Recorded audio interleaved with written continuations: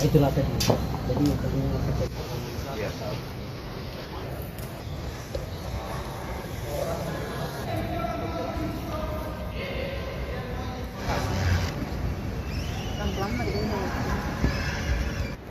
Belum rapi.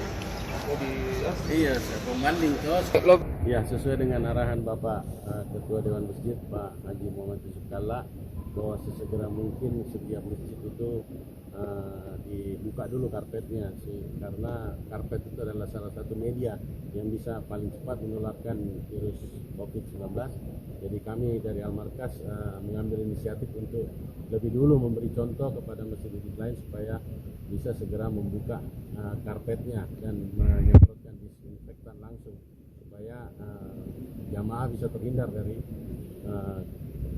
virus COVID-19.